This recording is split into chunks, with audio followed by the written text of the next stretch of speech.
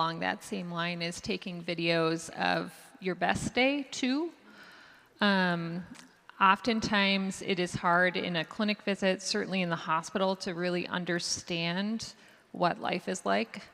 I've been to a slew of patient funerals lately, and it is surprising when I'm there to reflect on all the things I didn't know. And it makes me think about how could I be a better doctor, and how can I get at some of those more meaningful things. So I've been asking patients to, send me a photo when you're doing that horse therapy that I filled out that paperwork for, or send me these things in the portal. I would love to see a portal message of a happy kid doing something that they love, between the many prior auth messages I'm getting and all of the other things, because again, that's what's important. It's not important in the same way about all of these little minutia and the paperwork I'm filling out. What matters is that we're getting patients and families to do the things that they want to do and live the life that they want to lead. I've got a question over here from the audience. First, thank you all very much for being here. It's been phenomenal. Kind of leading off of what you guys were just talking about and some of the previous questions, as a medical provider myself working in the peds oncology space, one of the first things we always ask in an appointment is what is important to you and what's something that you can tell me that I should know about you on diagnosis, because then that leads us to be able to make sure that those kiddos are able to continue to do those things that are important and we're not fully taking those things away.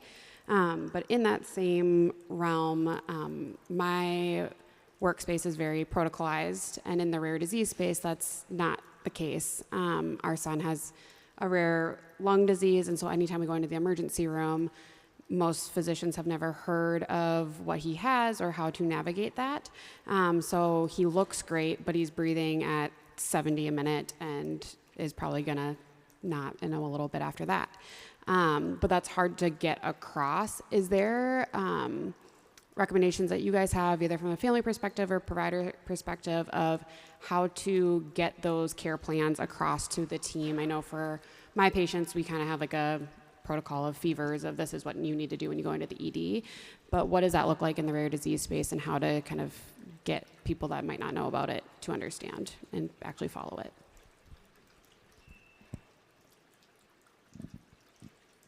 Call letters are key. And as a parent or as a caregiver, you cannot be shy about presenting the protocol letters. You have to be right up front with the triage nurse all the way through. My child, along with a whole laundry list of things, has a bleeding disorder, which makes every ED department in town bonkers. They see that, they immediately think they need to have, all the things on standby. That's not the case. But the minute they see that, they get a little twitchy. And so I produced the letter that says this is what we're going to need prior to you guys breaking out, the stitching or whatever it is he's going to need to stop the bleeding. Just be okay with producing the documentation you have, and then also saying what your person needs. Like, I know what he needs, and so you are his best expert, and I cannot stress that enough. You see him 24/7. You are his expert.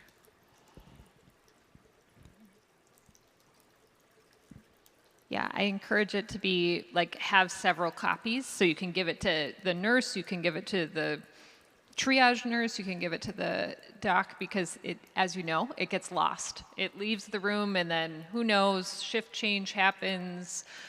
Now it's somewhere, so have plenty of copies of that, and then revise it. Get feedback on it. Like, we went to the ER, this was confusing. Go back to whoever wrote it to say, can we modify it a little bit better? We ran into this issue with it. Often these letters get made and then no one's updating them for years and years and years. And I'm doing a lot of, in the transition realm of, okay, this is like pediatric dosing of things. That's not going to fly in the adult world. Like, how can we make this as simple and speak to the people that are actually going to be using it? And sometimes it's like stripping it down so it's shorter, because people don't have a lot of time, and really what we need is like these few things, and then call this number for the next steps. So I think constant feedback on it is really important, and the more people that lay eyes on it, the more we can kind of modify them.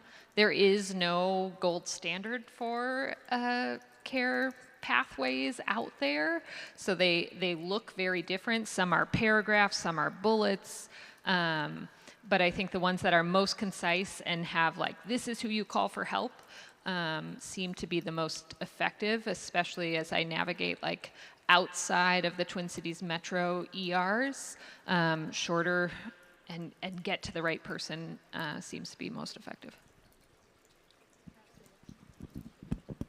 I also know a couple of rare families whose children have a lot of specialized behavioral support needs, and may have particular triggers that really escalate behaviors and emotions, and they have behavior plans on QR codes, and so they actually bring those to an ED or even medical appointments where there might not be something like, child and family life support, so that QR code can be scanned by any provider in that moment, and they can know what kinds of things does this child need, what kinds of things maybe should I not bring out. For example, there's one child who, if you blow up balloon type things, that's really, really triggering. So just kind of knowing the little things to do and not do can be really helpful. And if that QR code, if you're in a healthcare, if you're being served or it's an ED that's related to your healthcare system, you could even take a picture of that and upload it if you're on something like MyChart, so that there is that easy access. So that's another option. Well, thank you all so much. We're getting to the end of our time, and I'm sure there's probably more questions out there. I think I speak for all of us when I say thank you so much to this wonderful panel, and I'm sure we could go for hours more with all the knowledge that you're sharing, but thank you so much. I'm going to turn this over now, and you all can, should they stay? Should they go? Why don't you take a seat? We'll let you sit down and enjoy the rest of the time. And I'm going to turn the remainder of the program over to Dr. Jim Cloyd, the director of the Center for Orphan Drug Research. So he's going to close this out. Thanks, Jim. And we advance. I think there is there was a little clicker earlier. I am not sure where it ended up. Let's just try something here. Got it. Maybe you got it. I can just. And Nikki's going to need to squeeze faster, Okay. Jim. I don't want to run you over.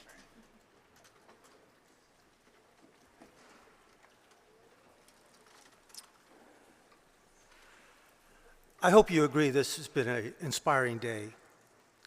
I'll have some thank yous to offer in a moment, but last year at the 2024 program, a mother approached and said, why don't you offer programs that are directed at families and patients?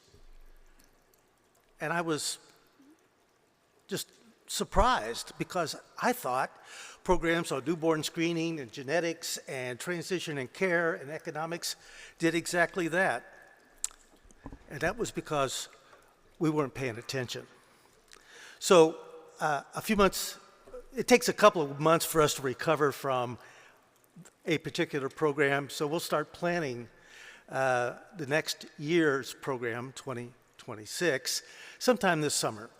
And we'll listen to what suggestions you have. But in the meantime, I hope you agree that that one mom's comment last year triggered the program today. And I hope you agree this has been very much patient and caregiver centric, and really pleased at the way it's turned out. When we started this effort 13 years ago, We wanted to be sure that people left understanding that it's a challenge, it's a struggle for everybody, but progress is being made. So I did want to use that four-letter word mentioned earlier, hope, and that you would agree that as challenging as the situations are for those who are in the rare disease community, we are seeing progress. And you heard it today in various venues, and more progress is to come, I can assure you. And once again, I'm not in control. Could someone advance the slide?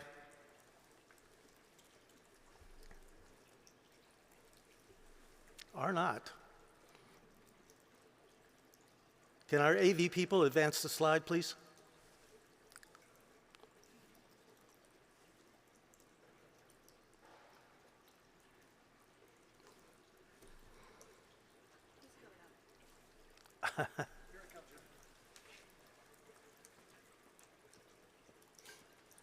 By the way, you'll notice the governor said Rare Disease Day was on February 28th.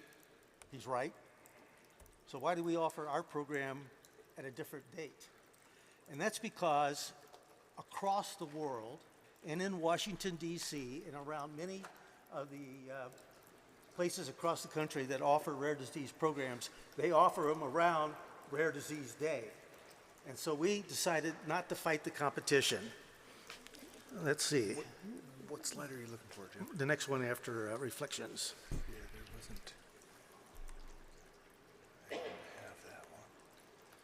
Let's go. This will be at the very end. Yeah. Oh, I had reflections right there. and there's no more?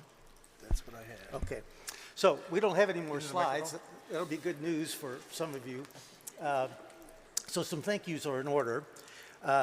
Clearly, the speakers and the panelists did a spectacular job of actually addressing the theme, and you have my gratitude for that. We had an incredible list of patient advocacy organizations. You might have been able to see them had we shown the slides, but I wanted to recognize something like the 20 PAGs, P-A-Gs, that were part of this program. I want to thank the people that produced posters, but equally important, there was a group that we didn't ask to be identified earlier when we were asking who is a patient and who is a caregiver, et cetera. So I want to thank all the organizations that supported this. Some of them are exhibitors, and they represent a wide range of organizations from pharma, biotech. We even had a couple of healthcare organizations. So those of you who have not already been recognized, could you please stand? No, most of you are in pharma and biotech. And I know you're out there.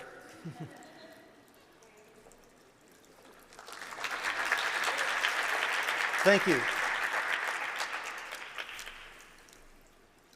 And we come now to the part of the program where we could recognize some of our outstanding trainees. These are young individuals, students at one level or another at the university, and they contributed posters to today's program. Here are the awardees. We have gift cards and certificates, and I'm looking around to see if we're going to be able to provide those certificates today, and my trusty colleague will be delivering those. And I believe Rise Evans and Nathan Fan, you're here. Would you please step forward? And Andy Hahn could not be here because he was afflicted by a common disorder called the flu, and he'll get his recognitions sooner. So yes, please step forward, Nathan, and Rise.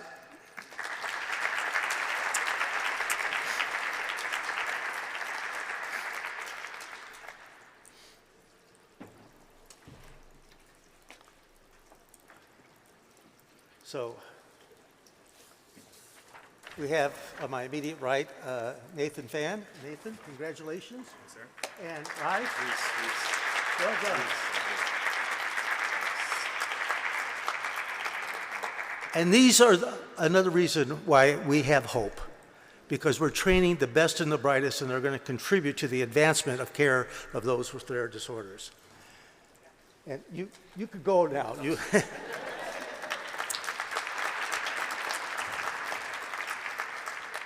And here's the list of the sponsors, finally. And so we thank you greatly for making this program possible.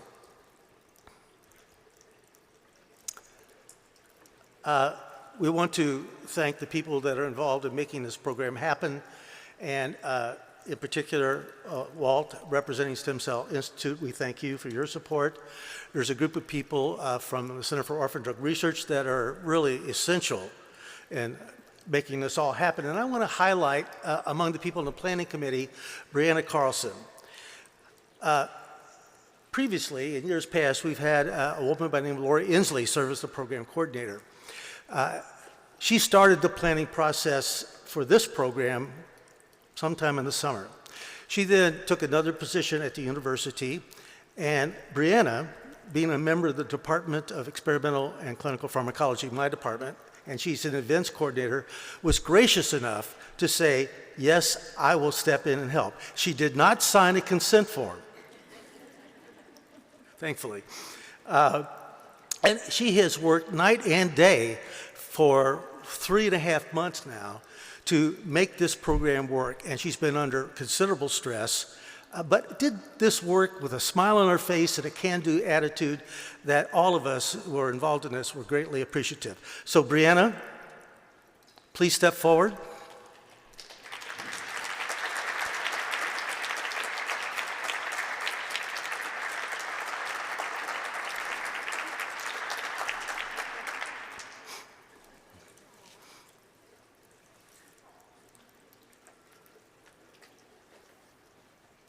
So,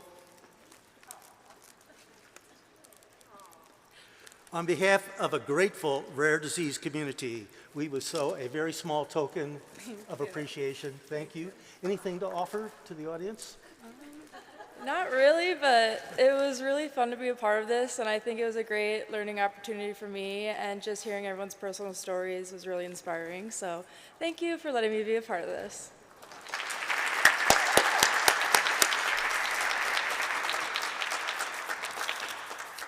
And with that, ladies and gentlemen, this conference is closed and we are adjourned. Thank you.